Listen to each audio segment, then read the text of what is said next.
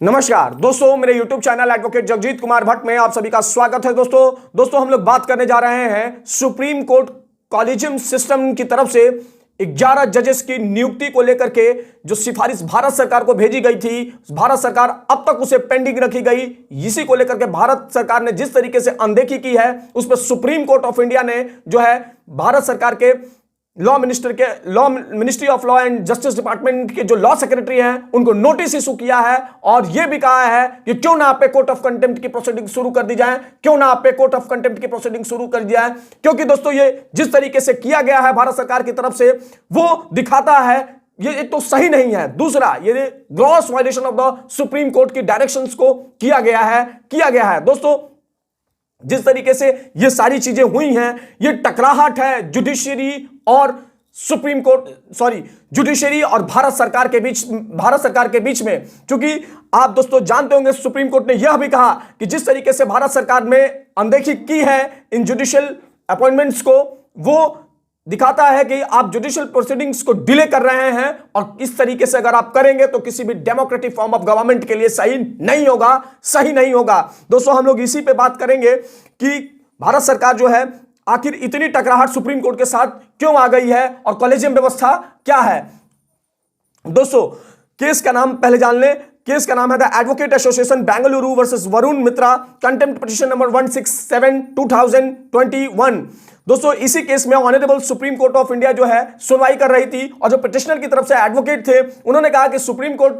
की जो collegium system है की तरफ से जजेस के अपॉइंटमेंट के लिए भारत सरकार को 11 नाम भेजे थे। The court noted that there are 11 names cleared by the collegium which are awaiting appointments. The oldest case is a pending 4/9/2029। यानी कि पिटिशनर के एडवोकेट जो थे उन्होंने यह भी कहा कि 11 नामों को भारत सरकार को भेजा गया था सुप्रीम कोर्ट कॉलेजियम सिस्टम के माध्यम से, लेकिन आज तक वो पेंडिंग रहा। सरकार ने इसमें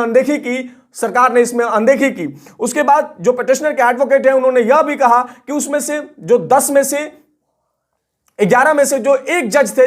जस्टिस दीपांकर दत्ता, उनके एडवोकेट ने कहा कि जस्टिस दीपांकर दत्ता का जो सिफारिश के लिए भेजा गया था लॉ मिनिस्ट्री को वो 4/9/2021 को ही भेजा गया था, लेकिन आज तक उनके नाम पर भी सरकार जो है मुहर नहीं लगा सकी और उनके साथ साथ इन 10 जजेस के भी नाम पे मुहर नहीं लगा सकी। हालांकि दोस्तों आपको जान करके ताज्जुब होगा, 2 बार सरकार को भेजा गया सुप्रीम कोर्ट की कॉलेजियम के द्वारा, लेकिन सुप्रीम कोर्ट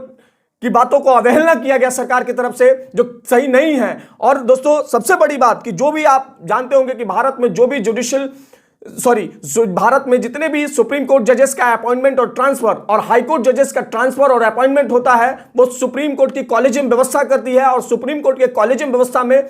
6 जजेस होते हैं, जिसमें एक चीफ जस्टिस ऑफ इंडिया और 5 सीनियर मोस्ट जजेस होते हैं। वही किसी भी हाई कोर्ट के जजेस का अपॉइंटमेंट करते हैं और वो सरकार को जो है नाम रेकमेंड करके भेजते हैं और सरकार को एक बार भेजेंगे, दोबारा अगर किसी नाम को लेकर के अमेंडमेंट करना चाहती है, नहीं कर उसमें उसको सरकार को सहमति नहीं देना चाहती है तो वापस से वो सुप्रीम कोर्ट के भेजेगी। लेकिन फिर से सुप्रीम कोर्ट अगर आपको भेज देगी तो यू आर बाउंड इट, आप उसको बाउंड करना है और मोहर लगाना है उन नामों पे जो नाम सुप्रीम कोर्ट ने आपको सिफारिश के लिए भेजे हैं अपॉइंटमेंट के लिए। लेकिन दोस्तों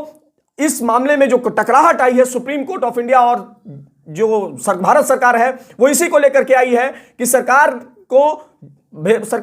को सुप्रीम कोर्ट के द्वारा भेजा गया नाम, लेकिन सुप्रीम कोर्ट ने अब तक जो है उस नामों को पेंडिंग में रखा, उस नामों का मुहर नहीं लगाया, जबकि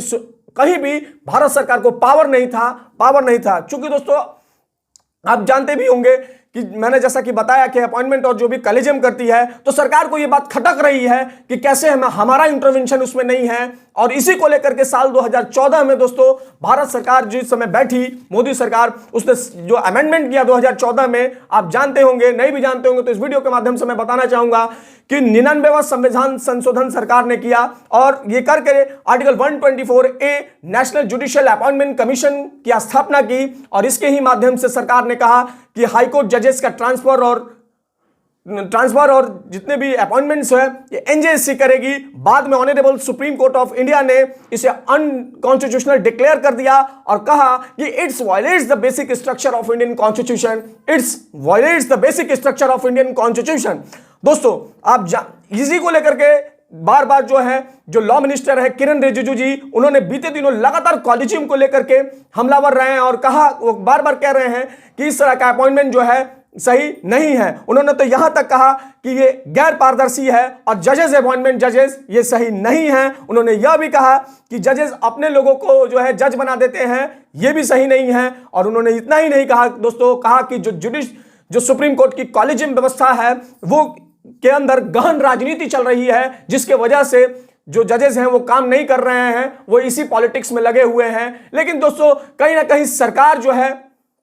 जुडिशरी के साथ टजल के मूवमेंट में आ चुकी है। मुझे ऐसा क्यों लग रहा है दोस्तों, मैं अपना पर्सनल मेरा राय है, क्योंकि सरकार चाहती है जितने भी जजेस हैं, जजेस के अपॉइंटमेंट में अपना इंटरवेंशन, और सुप्रीम कोर्ट ऐसा कभी नहीं होने देगी, क्योंकि हर आदमी चाहता है कि मैं इंडिपेंडेंट रहूं। जिस तरीके से सरकार जो भी कोई भी पार्टी है वो अपने को आरटीआई में नहीं लाना चाहती है, बहुत सारी बातें हैं दोस्तों, उस पर एक अलग वीडियो बनाई जा सकती है। उसी तरह से जुडिशरी का और सुप्रीम कोर्ट के जो नए चीफ जस्टिस ऑफ इंडिया है जस्टिस डीवाई चंद्रचूड़ सर, उन्होंने तो कहा है कि जुडिशरी को जो है इंडिपेंडेंट रखना है, इंडिपेंडेंट रखा जा सकता है। लेकिन सरकार अगर उसमें चाहती है कि हम इंटरवेंट कर जाएं तो ऐसा कभी नहीं होगा। क्यों? क्योंकि ऐसा ट्रांसपेरेंसी हम भी चाहते हैं, लेकिन सरकार का अगर इसमें बढ़ेगा तो फिर सरकार अपने आदमियों को वहां बैठाना शुरू करेगी। और किसी भी, जिस तरीके से आप जानते होंगे कि किसी भी डेमोक्रेटिक फॉर्म ऑफ गवर्नमेंट में 3 चीजें होती हैं, जुडिशरी, एक्सिक्यूटिव और लेजिस्लेचर। तो कहीं ना कहीं जुडिशरी इंडिपेंडेंट है इस कंट्री में, और जिस कंट्री में जुडिशरी इंडिपेंडेंट है वहां सरकार को इंटरवेंशन करने के लिए नहीं दिया जा सकता है। और सबसे बड़ी बात दोस्तों, मैं आप सभी को बता रहा हूं कि जिस तरीके से 10 जजेस का और एक जस्टिस दीपांकर दत्ता को जिस तरीके से डिबार्ड किया गया है, सरकार की तरफ से एक तरीके से अनदेखी की गई है, वो इतना समय बीतने के बाद भी उनके नामों पे मुहर नहीं लगाई गई है सरकार के माध्यम से, तो कहीं ना कहीं सुप्रीम कोर्ट में यही मामला जो गया था, जिसमें सुप्रीम कोर्ट ने नोटिस इशू करते हुए लॉ मिनिस्टर, जो ministry of law and justice है, उनके लॉ सेक्रेटरी को कहा कि उनको नोटिस इशू किया और कहा कि आप पे क्यों ना कोर्ट ऑफ कंटेम्प्ट की प्रोसीडिंग जो शुरू कर दी जाए, क्योंकि जिस तरीके से आप लोग काम कर रहे हैं ये सही नहीं है। हालांकि दोस्तों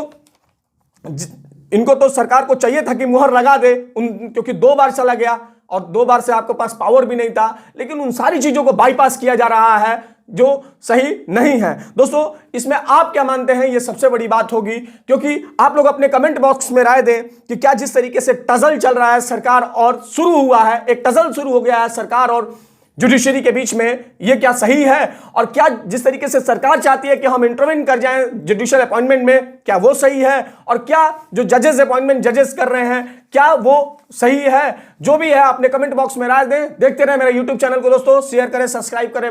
लाइक करें मेरे यूट्यूब चैनल को दोस्तों। धन्यवाद दोस्तों, धन्यवाद।